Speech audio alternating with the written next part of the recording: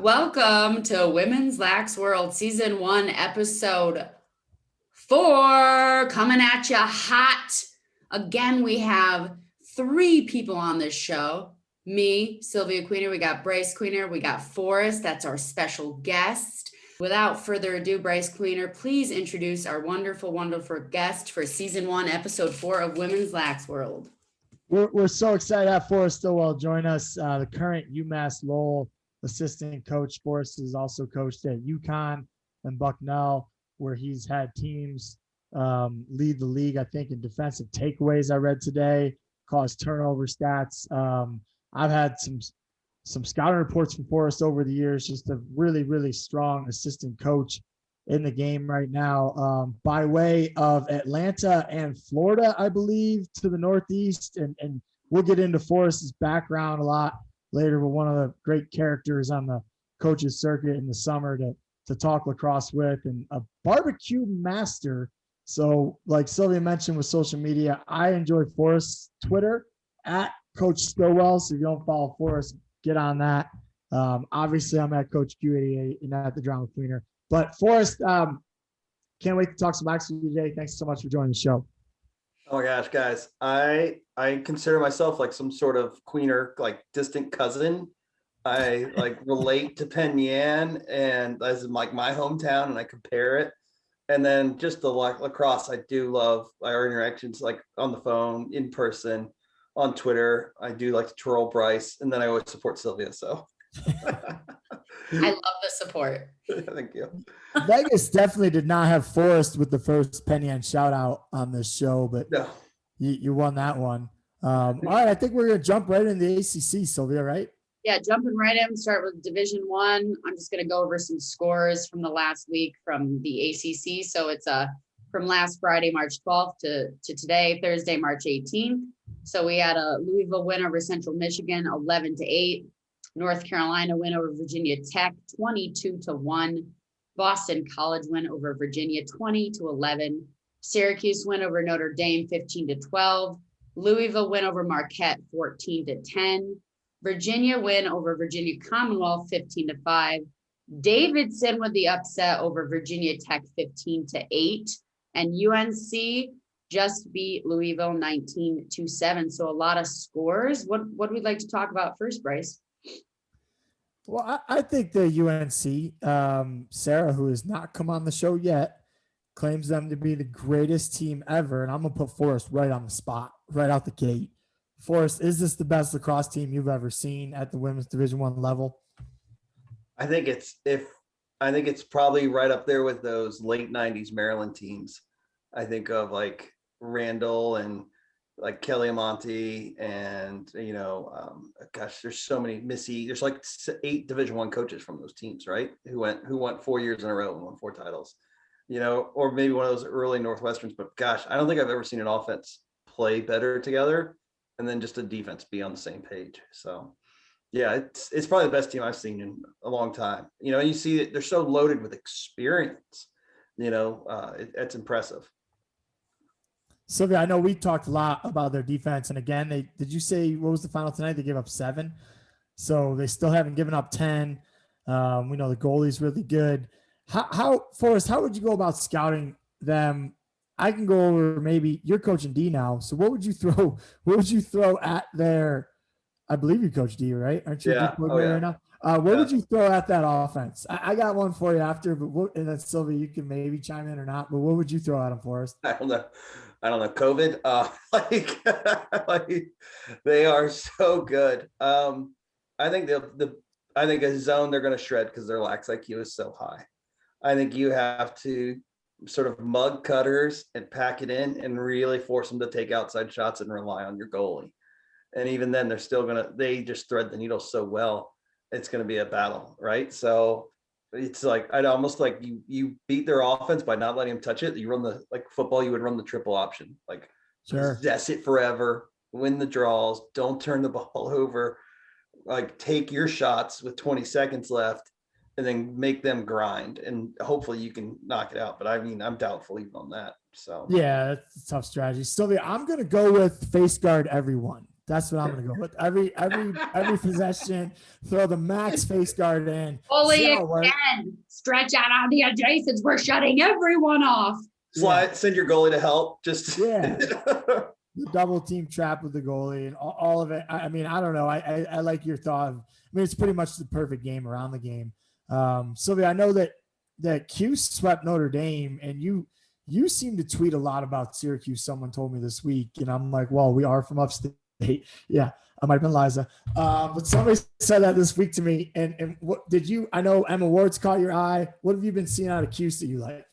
Yeah, I tweet about a lot of things right now, and I just tweet the highlights I like, but I do notice I was like, I better share some Notre Dame highlights as well, just to try to be even, but I can be biased if I want. I can't help it. I'm obviously going to be more of a Cuse fan than Notre Dame, of course. Like, I don't even think about them. Obviously. I love Rudy. It's a great movie, but I'm never going to be a Notre Dame fan. Yeah, I mean, just Syracuse it's been so fun to watch, and that doubleheader was really fun. Obviously, I had to go back and thankfully go back and watch it on ESPN on demand. So I watched that first game, watched the second game a couple times now at this point, and it's everything. And it's kind of like UNC for me this year. It is so fun to just break down and watch their draws and watch Mashesky and watch they do run like a 3-on-3. They run a game within a game off that draw. UNC does the same thing when they're on it. And so I really enjoy watching that. I enjoy watching them have the draw unit and kind of having that specialty, not as much with O&D middies like the men's game, but I really like that unit and really taking that seriously. And there's just something electric about Syracuse's defense. I think I've been a fan of them and watching for a long time. And I think this is the best their defense as a unit has looked. And I think a lot of that has to do with Asa. I really think that she is such a leader, and she is just on there with her angles and stepping out on the right foot and really amping up that D, but they're just so fun. I think it's kind of like watching their offense as well. They're very similar to UNC. I mean, they're very different teams, but in terms of just having a total package, and you do not know who's going to step up. And I think my newest favorite player is Megan Tyrell on offense. I think she is just such a stud and is such a sneaky and dominant feeder. Also love Emma Ward. I obviously think she, Taylor Cummings said it probably before anyone else when she was announcing Syracuse versus Loyola, that she really thought she was a smart and awesome player, and we were going to see big things from her. Obviously, I really crush on the orange because I could talk on stuff. And yeah, I agree with all that. And Forrest, what do you have to add on that? I think you know what it is. I crush on the orange too, and I've coached in 2 games in the dome, and I think it's the dome. I think it's the best venue for women's athletics. Army Stadium, Navy Stadium, probably right up there too. But like, if you ever watched a game or played in a game or coached in a game in the dome, it's just a cool thing. The nets, the mute, they got it all, and it's just, I just think ever since if you're ever touch a part of it, or if you ever work like a camp and you're like, all right, I get this vibe and I like it. Yeah. I think that's an outstanding point for us. And as you mentioned that, Sylvia scored her first goal when she was playing for Hofstra in the dome, the high bouncer. Was it AstroTurf, Sylvia? I think it might have been Astro. I coached there that year too with Binghamton men's. The dome was amazing. I was thinking that watching one of their recent games too, of just how nice that is to be able to practice inside. I know they have another like baby dome. It used to be Marshall Fieldhouse. I forget what it's called now. But it just makes the offense so fun to be able to play in that every day. And it does scream professional, right? Like, this is big time. Yeah, big time. Yeah, I love watching their defense too, Sylvia. And the Emma Ward kid is really fun to watch. She goes hard. I liked watching her get fired up. And you posted something tonight, Sylvia, about the Louisville Dodger. And just watching people play with heart and energy and excitement and going hard is just one of the things we love about watching this sport so much. Was that all we were getting to in the ACC, Syl? I think we might talk about something else, but I also, I want to say, and I posted a bunch and a couple of these, and, again, shout out to Gary and that creativity, but I mean, believing in the weave and actually putting in the weave in an offensive set, who does that? I mean, I mean, and he attacks east to west, he attacks north to south, he does diagonals. I mean, they're doing everything on offense, and it is the stuff of that execution. No, it's the stuff that offensive dreams and execution is made of. Because anyone can put that in. I'm just so impressed that they have executed that weave and found about 7 options out of it. So I just blown away by it. They throw the ball into space better than anyone I've ever seen. Like and they just know where they are and they throw it. You know, one of my favorite, when Reggie was there and he was working their D, I was at UConn and we were both Nike schools. And this was like one of the funnier, I think, moments I ever had in coaching is they came all out and they all came out and Reggie and I were dressed identical in Nike gear. It was the most awkward thing I think I've ever been in coaching. And the whole teams both looked at us like these 2 big guys in beards and they're like, I'm like, oh, wow, this is so funny. This is so weird. So, but yeah. Did you ever get a win in the Dome for us? Did you get any? Oh my gosh. No, we lost by 1 year. And we threw a lot of we've got to play against Kayla Trainer twice. Coach Court tried to stop her twice. Didn't happen. Lost by 1 in the last minute the first year. We threw some funky D's at them and just mixed it up. And the next year we tried to do the same thing and they were like, we're not sleeping this year. They got us pretty good. So it was great. I got 1 win in the Dome, but it's an asterisk because we beat Cornell in the Dome. I've never beat Syracuse in the Dome, men's or women's or any visit I've been there. We beat Cornell there though. Tough place to win. Tough place. Yeah, tough place to win. And then I think, moving into, we got to give Davidson a shout out. They had a, upset 15-8. I also believe it was Coach Wayne's 100th win as a head coach, or whether it was at Davidson or total, I'm not sure, but that's a big win. Yeah. Any thoughts for us too on that win, or any thoughts too on Virginia Tech?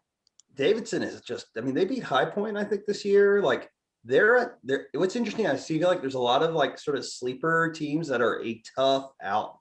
And if you've got kids out with COVID or you're just not your night, some teams are going to get you, and they're one of them. Yeah. Kim is an amazing coach. She played for my boss, Coach Lisa Miller. She's fantastic. Yeah. At Cuse, I was going to say she's another upstate native. It all comes back to upstate. Always, more than likely. She's from Scarsdale, New York. I thought she was from Cuse, but she's from Scarsdale. I'm on her bio right now. Yeah, I mean, that score shocked me. I'm not gonna lie. I mean, I was like, whoa. But like I said, this is going to be one of the most unique seasons we've ever had. I can't believe we're basically right now a year from last year when we were shut down. I believe this was the week. So crazy. Yeah. So we were done. We just canceled like a week ago.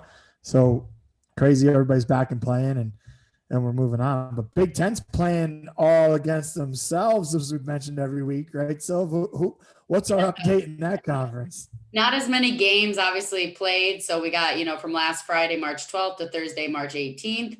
We have Maryland win over Johns Hopkins in overtime, 9-8. Northwestern win over Penn State, 17-13, which was the second meetup. And it was a big improvement from game 1, which was a dominant 24-13 win. And then, today Maryland win over Ohio State, 19-14. And I think, Forrest, if you're rating top 3 teams in the Big Ten, how would you rank it? Oh my gosh. They're also tough. Like even we watched a little bit of that Maryland Ohio State today. Northwestern, I think is a notch above. And then it's just sort of a toss up of Penn State, Maryland, Michigan, right? But don't sleep on Rutgers or they'll get you. Don't sleep on Hopkins. They'll get you. Don't fall asleep on Ohio State. Like that might be that conference has the most depth at any conference in the nation right now, I think. So I think it's fun. I think it's fun, right? I think 1 and 2 for me, I think, obviously Northwestern's head and shoulders above the rest. I was happy to see that score get a little tighter in the second game versus Penn State. But, I think for that 2 position, I think it's Penn State, they've proven that thus far. And then that 3 spot is tough. And yeah, you don't want to call anything out and say it because then, someone's coming at you. Yeah. Yeah. They can all play. I think you nailed it, both of you, but I also just listen to you talk about it. How much of these teams going to the rivalry strengthened, and I don't want to say hate each other, but maybe strong dislike for each other in the future, because this is just going to be a tough season. We're about to start Big East play and play teams tough or twice. Sorry, play teams twice in a weekend, which is going to have its challenges. Are you guys doing that in the American East, Forest? I'm trying to look at your schedule right now. No, we're playing 2 extra conference games in the American East. Okay. So we're going to play Vermont twice and Hartford twice. So, we're already into our schedule. We played Stony Brook last week, and Binghamton the week before that. Shout out American East Conference, the first conference I coached in. That's a tough conference. A lot of good lacrosse schools. They made about 10 years ago said they wanted to be really good at lacrosse. So they threw a lot of support towards lacrosse, and that's got to be a fun conference to coach in. I think you said you got Hartford this weekend, the Battle of the Hawks. Battle of the Hawks. Yeah, we just came off of Stony Brook, which is like, I think I've coached against Stony Brook in every, no matter where I've coached, I've always ended up somehow coaching against Stony Brook, which is just amazing. And I know Coach Joe and Kim, and that's Greg for a long time. And that's a neat stadium to play at too. That's a great lacrosse environment as well. When there's people there, like that's like knowledgeable fans, like going nuts. So yeah, we're so young. Like we are. I think we're starting 10 underclassmen, and our freshmen didn't have a season the year before. So you're like, why are you making those mistakes? And they're like, oh, I didn't play my senior year. When you make that big jump as a player, Yeah. I got one freshman. She's cool as a cucumber. I go, how come you seem pretty to handle this really well? She's like, well, my last game was the state championship game in New York. I'm like, oh, all right, you got it. This is all, nothing matches that really right now. That is a fascinating point. We've been talking about a lot this season as well. Like they didn't have a high school season and all the things that come with being a senior and leading the team and really getting to, be the best player on the field a lot of times. It's going to be a big challenge. It's still that you're not playing this season, so you're going to have kids out for a couple of years, and definitely going to be challenging in the future. Well, you go from seeing someone the last time they were first year, you come back, they're a junior. I mean, Nuts. and you never are practicing together. So, it's also, it's fascinating, and it's been a great time of experimenting. There's gonna be a few schools like that, right? Middlebury, some of the Ivies, like it'll be really interesting to see. Like, I mean, you would have told me last year, I thought we'd seen it all, right? I thought at this point, some of us have been coaching 15, 10, years now. And we're like, you thought you'd seen it all. You did. This is an entirely different challenge. And I think it's challenging to be in season. It's challenging to not be in season and be in the minority in that, because again, it's Ivy Leagues aren't playing. Is that it for D1? Anyone else opt out? No, not yet. Just Ivy Leagues, and then we have I don't know if any D2 opted out for women's lacrosse, and then with Division 3, it's 4 teams in LA County opted out, and then you have Middlebury, Bowdoin's out, Swarthmore, Haverford. I'm not Bowdoin said they're out. Yeah, so those ones are out. It's not a lot. There's a very so it's really interesting to see that, and we'll see how that unfolds. But yeah, I thought I hit almost every challenge as a coach, and then you hit that, and you realize, well, I recruited my best class that I've ever recruited as a head coach, and I don't get to work with them in person most of their career right now. Well, back to the teams that we're playing, because that's a whole podcast in and of itself right there. We'll get back into that. We mentioned Forrest is from Florida. Huge news out of Florida. Jacksonville upset Florida. I didn't see it coming. So did you guys? Did you watch the game, Sylvia? What was your takeaway from that one? Well, shout out to Alyssa Murray, who tweeted about the update of the score, because I was watching, I believe, Boston College and Virginia game. And so she, said the score. So I immediately, got the game up. It was streaming on YouTube, and I watched the last 20 minutes. So it was really exciting. So I got to watch that. And, I think electrifying. They had talk about energy and talk about grit and work ethic and just momentum. I think they just had the full momentum, and it was a lot of momentum. So it was just super exciting. Forrest, did you have thoughts about that upset, that game, that matchup? Oh yeah. Well, I'm from Florida. My dad's a Gator. I grew up near Gainesville. I've worked both their camps. Like I broke into college coaching through Mindy McCord. So I like love both those programs, and they both have like amazing lacrosse facilities. I think JU, what you're seeing is a team that has been very good in their conference and been on the bubble of big breakthrough wins. Like they almost beat Michigan in the Big House in the NCAAs a year or 2 years ago. They've almost beaten Duke in the past, and things just came together well for them, and if you bring great energy, like you see some of these other schools like a Davidson, they're tough outs, and so it's just exciting to see. Mindy McCord is one of the nicest people I think you'll ever meet in women's lacrosse. And there's no doubt that Florida will be back and fired up and not sleep on anybody. So it'll be exciting to see if that rematch happens in the NCAAs. Oof, that'd be pretty cool. Now, what you said, you got into coaching through Mindy. What was that work in Jacksonville college coaching? You said, because I know you were at Holy Innocents. Yeah. In Atlanta, right? Holy Innocents. Oh yeah. State champs, right? I think you were state champs. No. Lost in the state championship. Lost in the final. Yeah. Give us that story. That's a really cool story. I mean, that's sort of, I started out as like an English teacher coaching football, and I moved up to Atlanta because I wanted something a little bit bigger.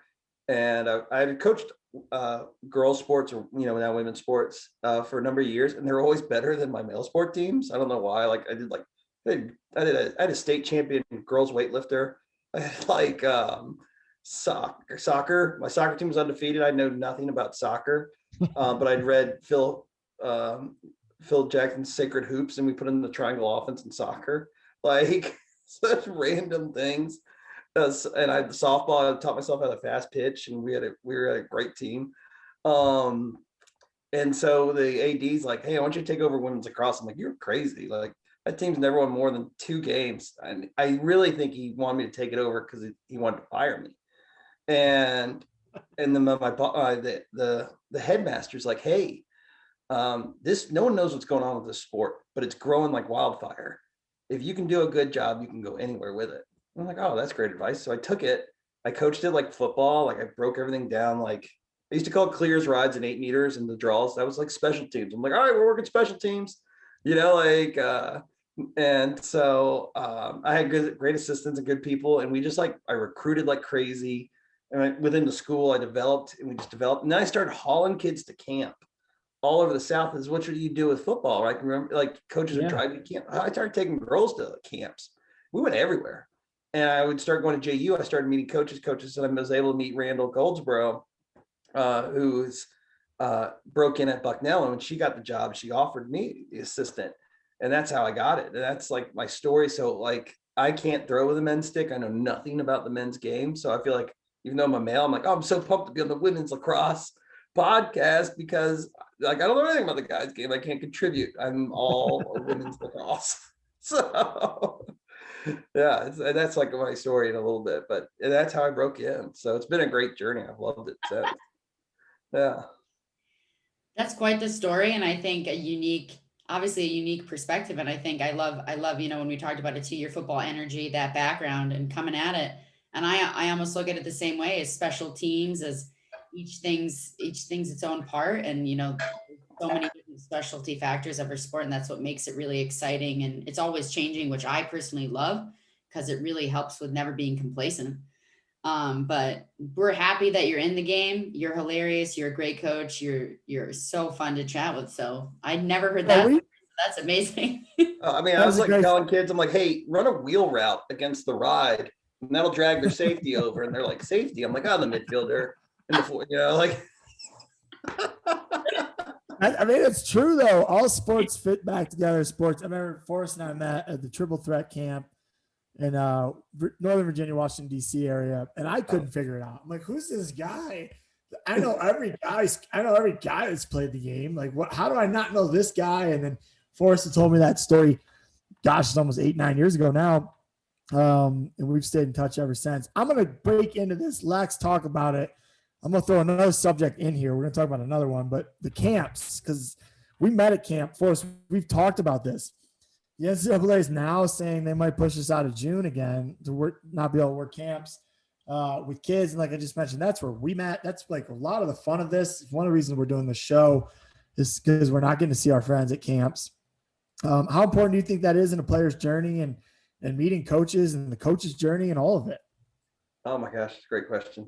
So I think, yeah, it's twofold. For a coach's journey, working camps, and when I say camps, I mean like we all want to sometimes work those camps. We're like, we'll pay you $1,000 to show up, and you're like, all right, cool. But really, it's like I'm going to go to this camp. And it's a shame because like 3-day camps have become a bit of a dinosaur. But I'm going to go to this camp and I'm going to work with a bunch of coaches at the University of Virginia, and I'm going to network that way. You had Karen Maurer, I remember meeting her. She was doing the same thing. Like you used to go to Duke camp. You used to go to like Carolina, like these big Princeton camp was always a big one. Nike Cup at Syracuse, I think was one of the best, where you got to know coaches and just meet people and you build relationships. And it's also cool because you're in this little bubble for like 3 days of like, these are your best friends. And then you leave and you like see them again. But I think for a coach, it's critical just to learn. I think for a player, and again, like this is one of the things of COVID, like when we can't have camps and clinics, all of a sudden that venue got filled and they're bringing in, oh, we're going to do this with these college kids and, we're going to do this. And it's not the same. Like if you're a player, like you want to go and play college across at some level, go visit camps that are we're the best teachers, I think. Right. And go to those camps and learn. If you're committed, go still to your local camp. So if you're a kid in California and you're committed and you're next to Whittier, you should be like, oh, I'm gonna go work with Sylvia. It's like $40 for a few hours and I might learn something. I'm gonna be better when I go to college. It's this other blank place. Like I think we're losing that. And that's what worries me about that dead period. And because it's being filled by for-profits. And like, and I think we do this, camps, you get paid money, but it's at the same time, it's nothing like what some of these machines are cranking out. And then if you're a player, like, you're in the state of Florida, you're in the state of Pennsylvania, then you should be at PSU Penn, then go to, one of the local camps, like the Lynchburg camp or something like that, just to get better. Like that's, and that's where you're going to improve. Sure. And I know for me, it's what made me want to be a college coach, seeing the college coaches and working with them. And just, I tweet about it all the time. I just think it's such a big part of the journey for everyone. Sylvia, what was our other topic? LAX, am I saying it right? LAX, Brice is just like, let's talk about it, but LAX talk about it. Relax. Well, you came up with it, so I want to make sure. I want to make sure. About it. Yeah, you said. LAX talk about it.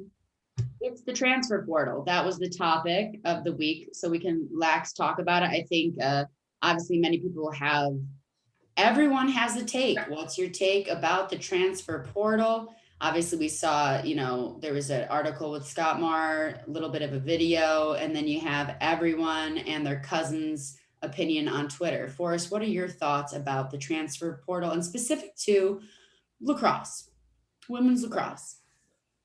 I think it's fine. I honestly think, I remember in the dark days of early recruiting, like calling high school freshmen and being like, what are you into? And it was just so terrible. And then you would get like a sophomore to commit who like never, and you're like, and you're such a thing. It was such a rush. And as a coach, I can leave whenever I want. So I can bail out and take any other job I want, and as a player, you're a 16-year-old, you should be learning. It's gotten better, but at the same time, it's still pretty early, and the top players are going really quick. It's, so there's a middle ground who sort of commit early, I still feel like, who may not know, want to change majors, want to find something better. I'm like, if it's player beneficial, then let it happen and figure it out. And then if you got guys bailing out, well, then they might have bailed out on you earlier anyway. So, that's on you a little bit as coaches to find the right kids that are going to fit academically and for your culture and athletically. It's sort of a three-legged stool, like, right? Your academics, your lacrosse, and the culture of the school, and what do you like? And you want that balance. That's like my recruiting pitch, by the way, all the time. So I'm pro transfer portal, and if you're a kid, I don't think the grass is always greener. I do feel like kids should stick it out and have those conversations, but I do feel like life changes and we have to adapt to it and get, and allow kids that opportunity. Yeah, I like those thoughts. And I do want to say, like, obviously, we're women's lax world, but, on Twitter, obviously we follow both sides, and, the hot news is obviously on the men's side with the transfer portal. There's more gossip with that. But I will say the biggest name, obviously, it happened this last summer, was Charlotte North entering the transfer portal.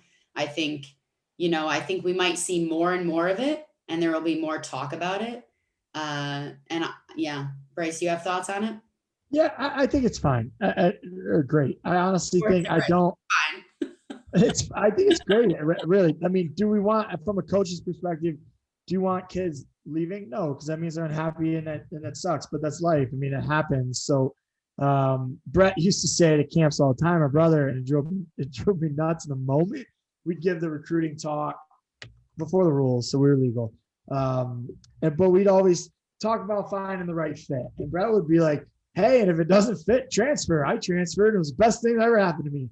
And I'd always be like, oh, don't say that. Some mom might hear that. And then, the more I've thought about it over the years, he's so right. Like, it usually, if you're transferring, it might make your life better. It might make things better. And I use the job example, like Forrest already brought up. We can leave whenever we want.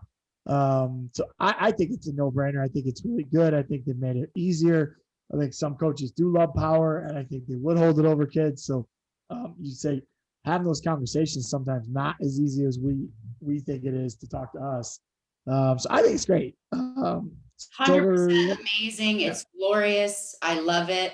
I Yeah. think it should keep getting, I think the more transparency, the better. And I Great. find this to be transparent and for them. I just think it's like enough with the power dynamics, with getting hurt, with taking things personally.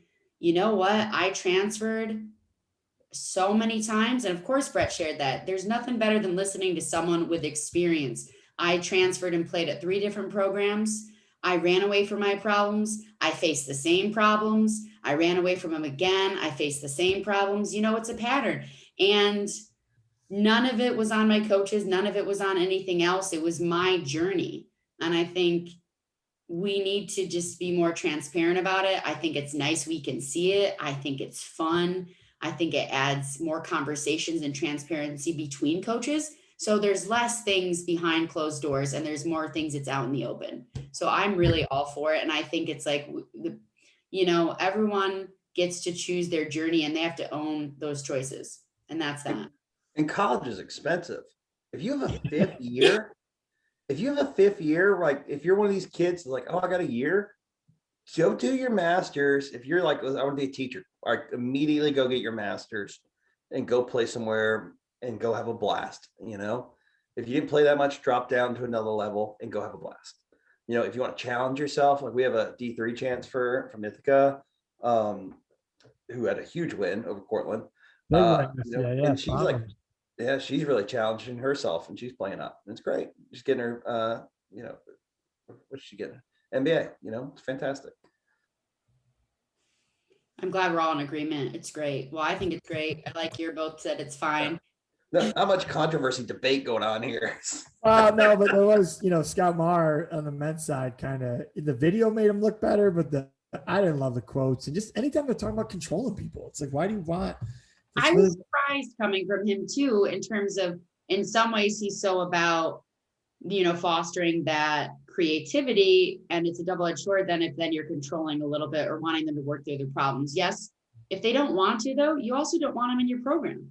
Like, I just think that's the truth, is people that want to transfer, let them transfer. Let them make that choice, and I think letting go of our egos and the power and understanding that it's not going to always be greener on the other side, but you don't even have to say that to the player because they're going to figure it out. Yeah. But D2, D3 updates coming up. Ooh. I got a couple. Forrest, have you only coached high school and Division I? Is that your Division I? I know. Yeah. Weird. Wow.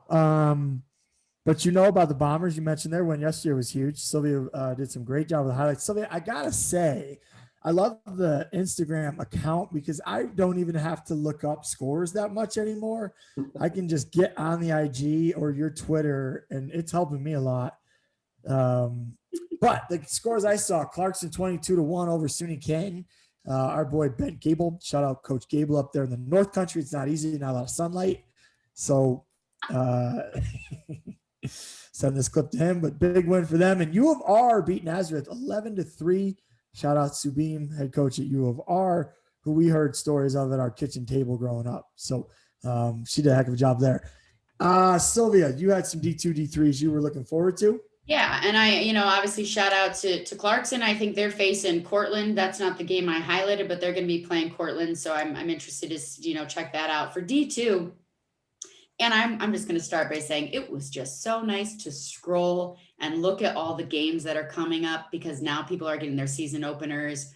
We have more Division III teams playing. So it is just a plethora of games to choose from. So, for D2, I'm excited for Florida matchup. So we got Florida Southern is hosting Florida Tech at 1 p.m. on Saturday, March 20th. And then New Haven hosts Lemoyne at 1 p.m. at the same time on March 20th. And, obviously I am, I'm just interested to watch the Florida teams play. And then I'm really rooting for Lemoyne because I'm obviously have a bias because I love Liz Bevel. So super excited about that. She's amazing on Twitter. She's a great person. She's an awesome, awesome coach. So shout out to Liz. And then for D3, and I realized this when I look back, the first two games are all New York. So I tried to switch it up for the third, but I'm looking into RIT is hosting Nazareth. So a great just Rochester rivalry. They're Garbage plates. Garbage plates. Have you had one, Forrest? Have you ever had a You have? Okay. Every Rochester kid I recruit, I'm like, how do you like your garbage plate? So good. So I will be dreaming about a garbage plate while watching that one. And then St. John Fisher is hosting William Smith on Saturday, March 20th. And then I'm really excited for a midweek game. Trinity College is hosting Endicott. And of course, I'm rooting for Trinity. Shout out to Katie Dissinger. She is an amazing human. Again, talking about camps, someone I met at Western Winters, again, through Teresa Sherry. That's how I met Karen Maurer. She is just an amazing human and has done excellent things at Trinity College. So, a lot of D2s, a lot of D3s I'm looking forward to. Shout out camps, the triple threat camp that I met Forrest at. I coached with her on our night team together. I was very impressed by her. I think she was an assistant at the time and she had a national championship ring on. I was like, whoa, you've already won an Addy. And I just one of those coaches when you work with a camp, you're like, oh, you're doing a better job than me. Go for it. Like, you got it. Like, take it over. Yeah. She did a great job when I got to coach with her. I learned some things from her. So when I was at UConn, I would go watch Trinity practice. Like they can ball. They can play, right? And that Southern Conference, those Florida schools of Rollins, like Florida, like St. Leo, Tampa. Tampa's so good too. Yeah. I forget Florida Southern, the Moccasins are like best mascot, right? And wasn't Florida Tech like good recently too? Like they top 20. Yeah. Like another one popped up. Like, okay, you're gonna be good now. I bet you Flagler's gonna be good in a couple of years. Like, oh yeah. Those are all the kids who are like, oh, I can go somewhere warm and play. Yeah. It's amazing, like. Yeah, there's so much talent. Obviously, it's like, I'm going to share more and more clips. I think we obviously know, and again, I'll say it, I think women's Division I lacrosse is more creative and more exciting than men's. And I think Division II and Division III is getting better and better and better. I think there's a lot of talent. And, if you're not paying attention, start paying attention and start supporting, because there's just so much talent in all three divisions. Okay, we got some cues. Oh, wait, we forgot I messed up. Sorry. It's all right. Real quick, I'm going to try to share my screen because I've never done it before, and I usually fail at this. But again, we got Big Stick Energy. It goes obviously the upset, and we're just going to play Duncan Boone on the videography with this clip. I'm not sharing the sound, but I just want to say this video got me going. It is unbelievable. Unbelievable. I think, there's also, if you go to, follow Jacksonville on Twitter or Instagram, they had a great video as well for the post-game speech.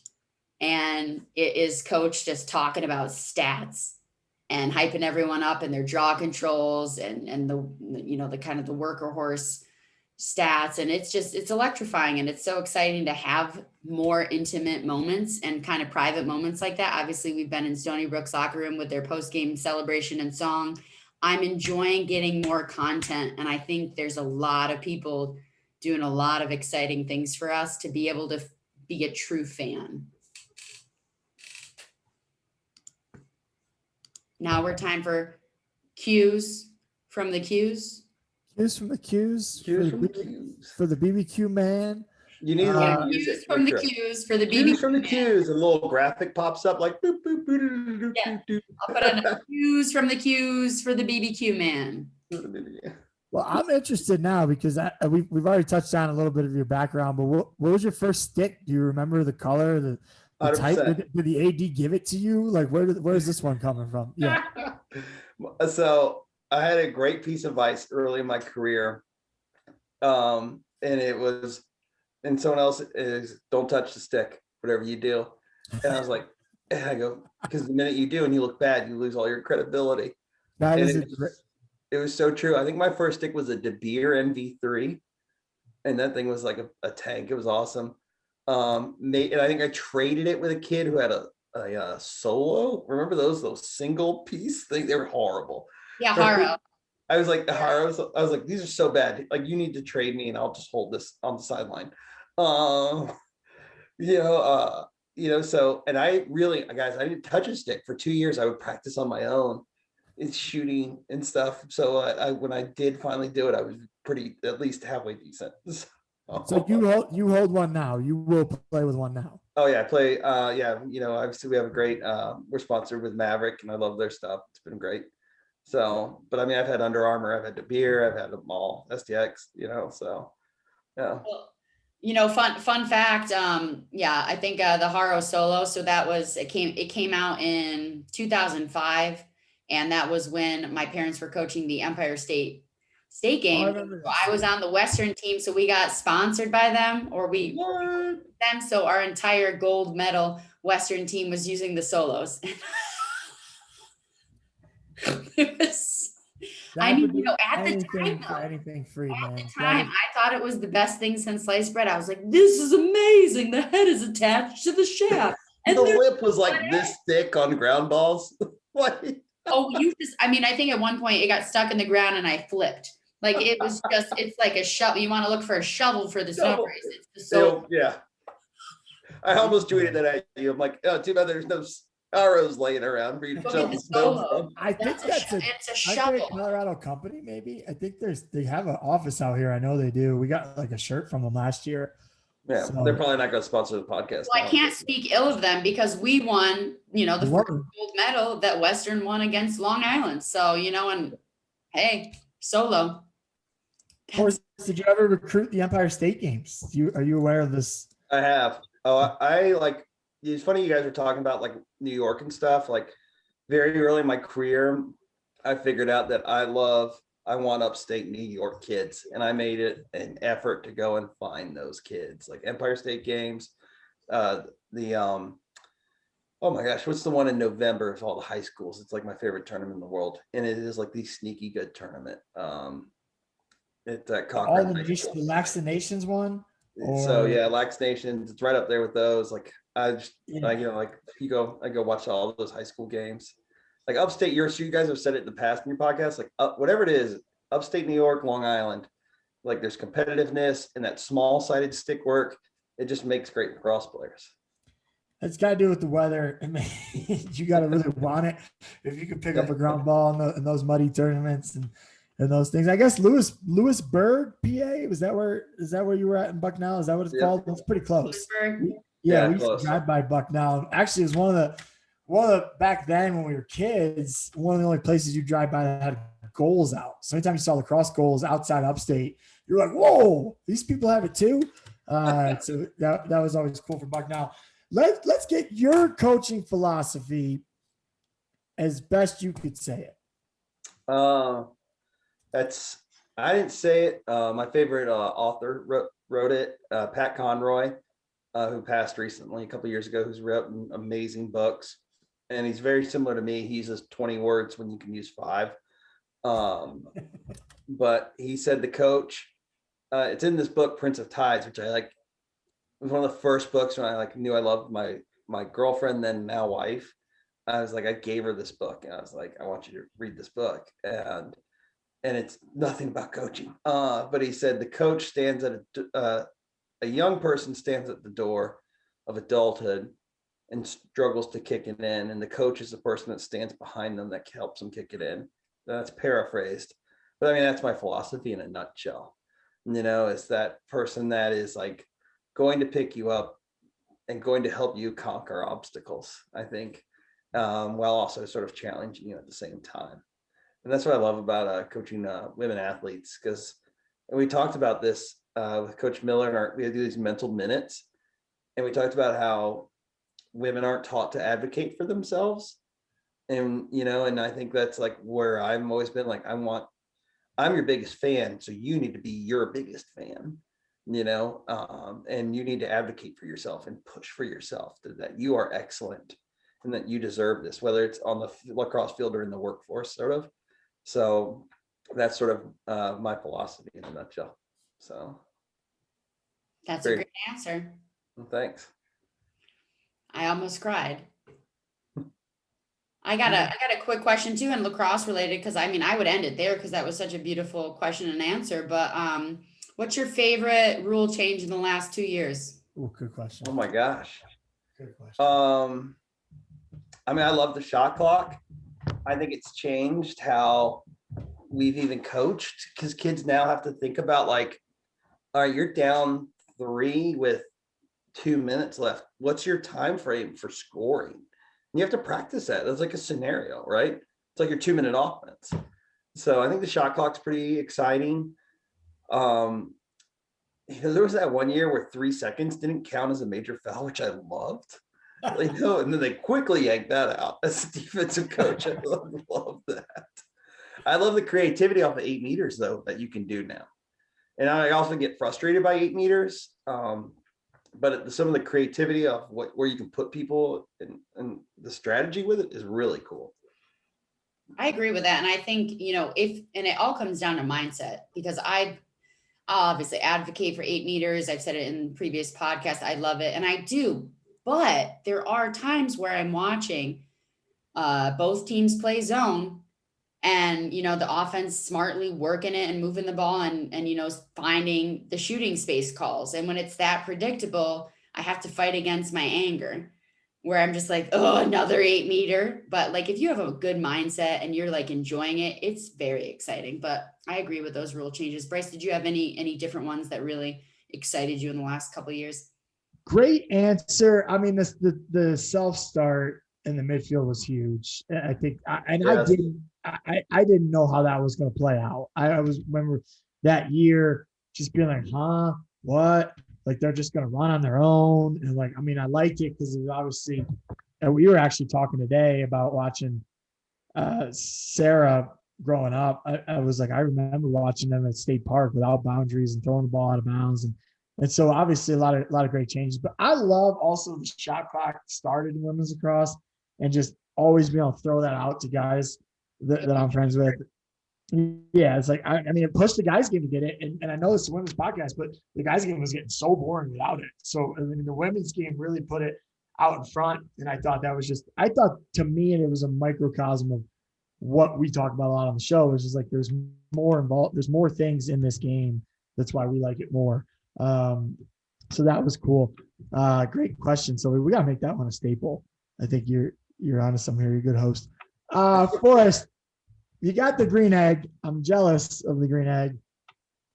We had the quarantine. You got young lad at home. What's your favorite? What's your go-to barbecue right now? What's your best recipe? Oh, that's easy. I got a good quick one for you. So my go-to, like anytime, like where it's quick or it's tailgate or it's a big group of people, I'm grabbing a bunch of chicken thighs, boneless, skinless, super cheap, and I'm just throwing them on. I'm marinating them in.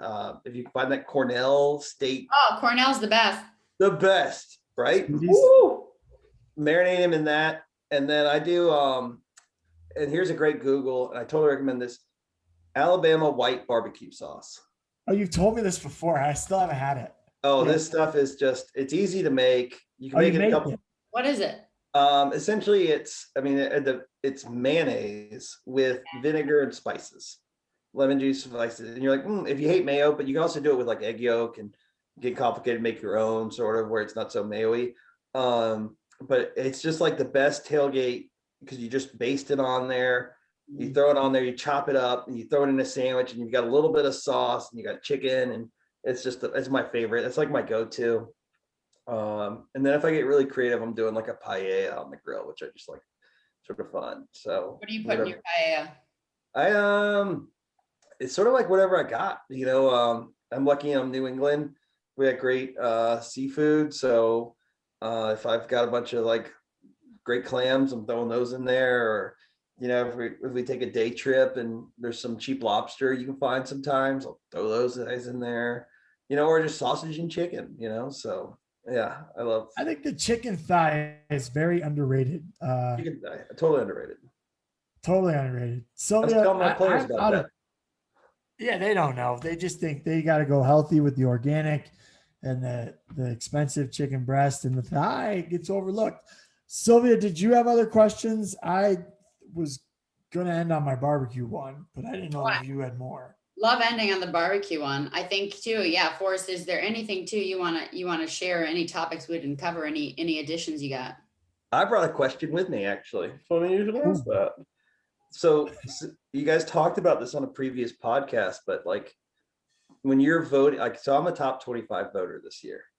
And Sylvia, did you say you were too? Humble brag. Humble brag. Watch out. They were desperate and they asked me. No, I've done it for a long time. I take a lot of pride in it. But Once you say yes, you never get let go. I know. You're locked in. It's like a mafia. Once you're voting, you're always in. Sylvia, how do you sort of like this year, sort of how are you looking at ranking teams and like what's sort of like what are you looking at?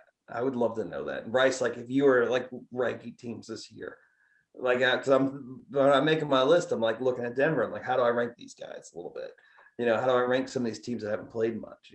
So Yeah, this year is super challenging, and I actually something I'm going to probably bring up that I think it needs to be brought up just to help maybe grow the game and some exposure for Division 3 specifically, and maybe all divisions is why are we ranking teams that aren't playing games? I think it's fair to do preseason and they get ranked, and then once that's over, whoever's playing games gets ranked. And if we have to wait until minimum 30 teams are playing, we should do that.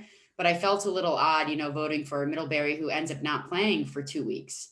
So I think that something is just a good idea for exposure. And again, I think it also motivate people to start playing games earlier so they could get ranked. And then right now I'm I guess lucky in the sense that I can watch a lot of lacrosse right now. I'm not coaching. I'm obviously doing things virtually. So I am really doing my best to kind of write everything down. And, I have my own spreadsheet and just kind of like looking at who's playing each other, what stats are, the consistency, and doing my best. And then I used to not do this, and this was my biggest fault, is not knowing how I voted the week before. I would forget and just do it all over again. So it's been super fun, but yeah, it's not a close answer. It's a lot of work. That's what I'll say. It's a lot of work, and I never get it right. No. I don't know how you do it. It's a lot of work. And I did it in my first job. My head coach did. And I just remember we sat there for 5 hours every Monday, like, but this team beat this team, but they beat them. And like he was, and actually you work with him at Stevenson at UMass Lowell. So he would just talk us out of a paper bag in and out of it the whole time. And so I never want to do it again, but I do know it takes a long time. And to some of the points earlier, some of these teams aren't playing that many games. I was scouting teams this week that one team played 8 games, the other team played 1 game. I'm like, and we've only played 3. So it is nuts. And I know someone else pointed this out to me earlier this season because I thought a score looked off. And I was like, I can't believe so-and-so and so-and-so. And they go, well, the one team just came off a 2-week pause. And I don't think it was national news. So it was like, oh, that's right.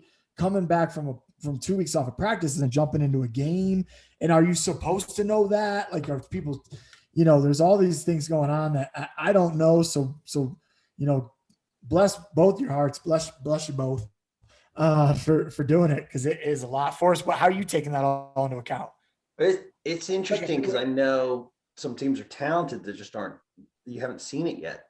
Like what Stanford got one game, and I think Daniel Spencer is one of the amazing coach. Maybe they've got 2 or 3, maybe.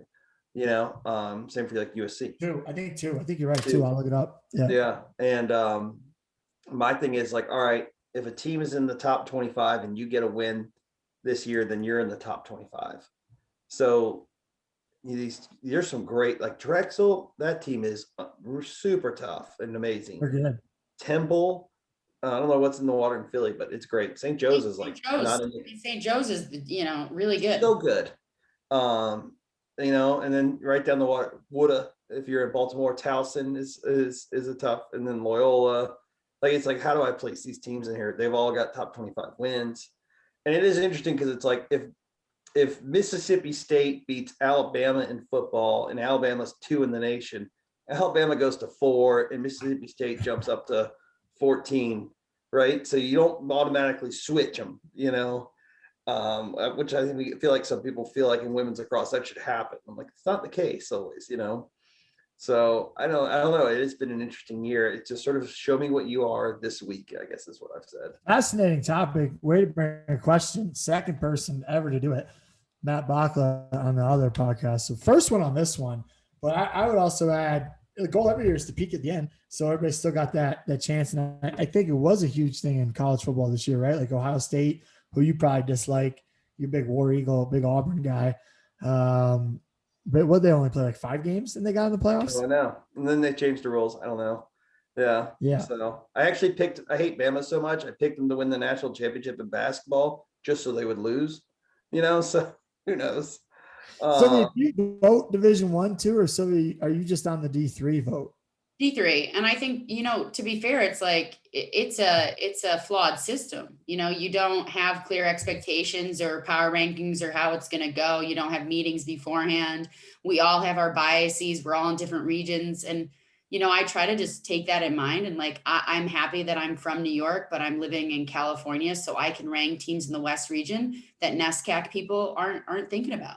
And I think, that is necessary to happen. My sister's team, Pomona Pitzer, I think if they were playing, they'd be top 10 this year. Yeah. And top 10. You put them top 10. I put them top 10.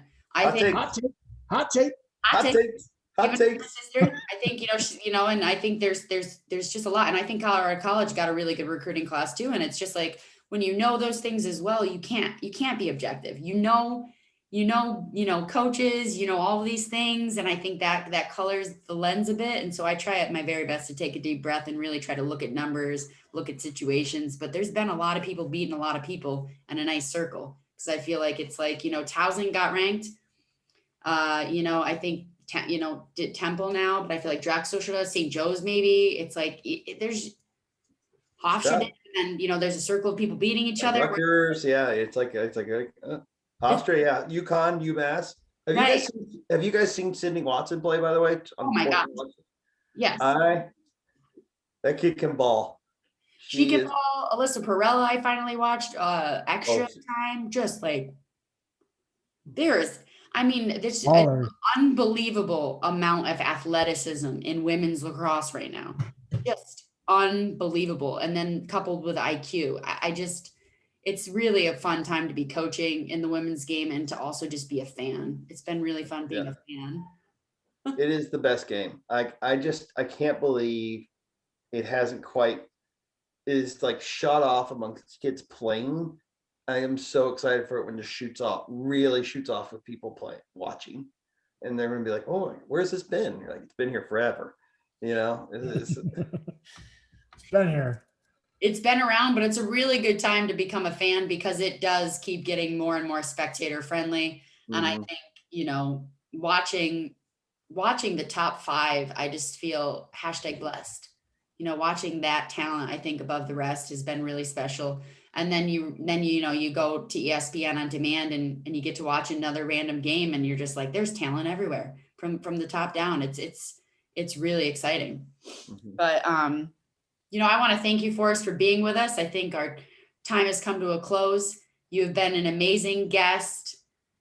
You're an advocate for the women's game, a coach, an amazing human, a great dad, all of the above, a great barbecuer. What do they call barbecuers?